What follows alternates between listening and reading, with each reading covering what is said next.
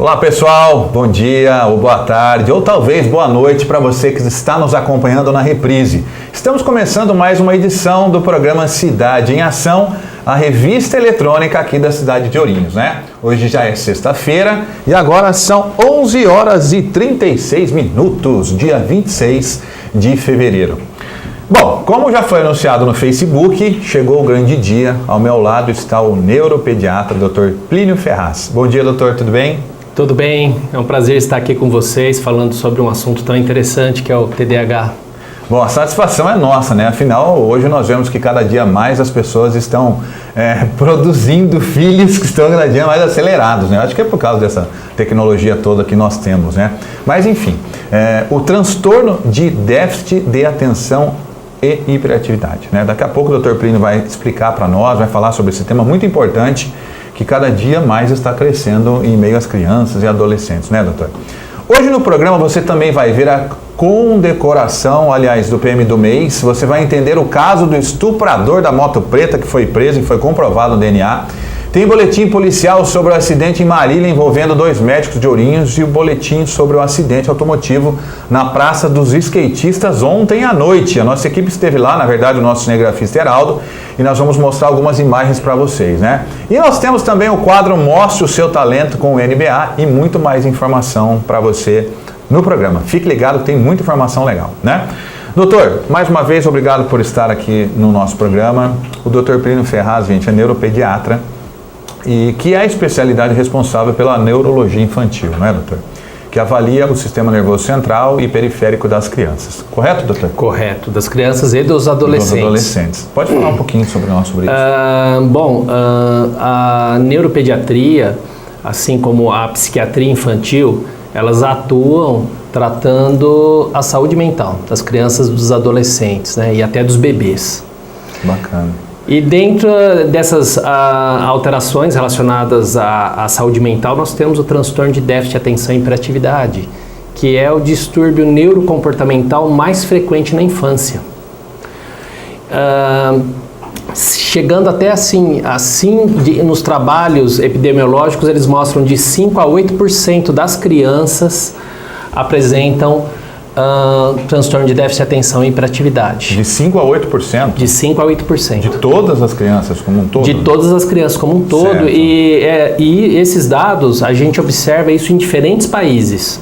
Certo. Então, até em países mais rígidos, que tem uma cultura mais rígida, é notado mais ou menos essa porcentagem de prevalência na população. E isso vem aumentando com os anos? Na verdade, sempre existiu. Eu acho que o que ocorre é que o diagnóstico tem sido feito, a informação tem sido levada pela mídia, mesmo as escolas, os professores estão se especializando mais em encaminhando mais esses pacientes para terem um tratamento médico adequado. Então, eu acho que sempre existiu. O que melhorou foi o diagnóstico. Sim. Bom, antes de falar do diagnóstico, eu queria que você falasse para nós quais são os sintomas do TDAH, né, desse transtorno. Como o próprio nome diz, TDAH, T de transtorno, D de déficit, A de atenção e hiperatividade. Na verdade, os sintomas prevalentes são esse mesmo, é a hiperatividade, o déficit, a desatenção, déficit de atenção e a impulsividade. Existem, inclusive, 3 formas de TDAH na classificação da literatura. A gente tem a TDAH forma combinada, que o indivíduo é hiperativo, impulsivo e desatento. Nós temos a forma hiperativa e impulsiva, que não é tão desatento, mas é bem agitado e bem impulsivo. E a forma que é mais predominante no sexo feminino, que é a forma desatenta.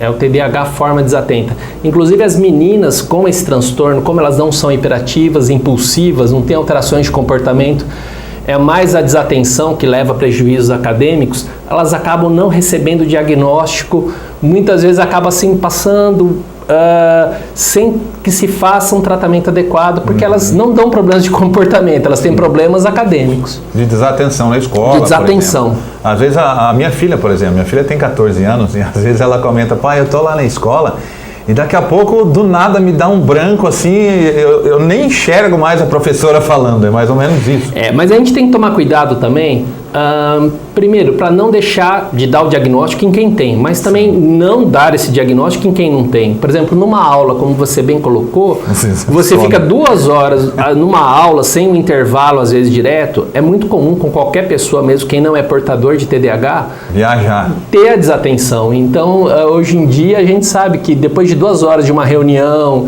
de uma aula, ninguém consegue manter a atenção muito tempo. E para você fazer o diagnóstico, você precisa ter uma série de sintomas, né? Não seria um só? Sim, não, é uma série de sintomas e às vezes quando a gente fala do sintoma, desatenção, hiperatividade, impulsividade, vários indivíduos vão falar assim, poxa, eu tenho isso. Na verdade, são esses sintomas de hiperatividade, desatenção e impulsividade numa intensidade que atrapalhe a vida do indivíduo, não só a vida acadêmica, mas a vida pessoal, questão de organização, de chegar nos horários, eles têm muita dificuldade. Então, quando a gente lê sobre TDAH, quase todos vão falar assim, poxa, será que eu tenho isso? Na verdade, a gente tem que levar em conta o que eu falei. O quão intensos são esses sintomas para atrapalhar a vida da criança, do adolescente, e a gente não pode esquecer que a pessoa não deixa de ter TDAH na idade adulta. Então, inclusive os adultos podem ter. Né? Na verdade, se nasce já com TDAH, né, é uma característica neurobiológica. Vai persistir. Vai persistir. Então, eu tenho muito pais de pacientes que falam, né, puxa, se na minha época tivesse o diagnóstico correto e o tratamento que meu filho está recebendo, eu acho que a minha vida teria sido mais fácil. Eu escuto muito isso. Isso é importante, né, doutor? Agora, eu queria saber do senhor o que pode desencadear o TDAH na criança, né? O que causa? O maior fator é o fator genético. Tá? Ele tem um índice de herdabilidade, esse índice de herdabilidade, assim, o quanto uma doença, um transtorno é herdável. Ele é um dos mais altos que tem na literatura. Então, chega assim, pais com TDAH, eles têm uma grande chance do filho ter o TDAH. Mas outros fatores externos também podem predispor o indivíduo a ter o transtorno de déficit de atenção e hiperatividade.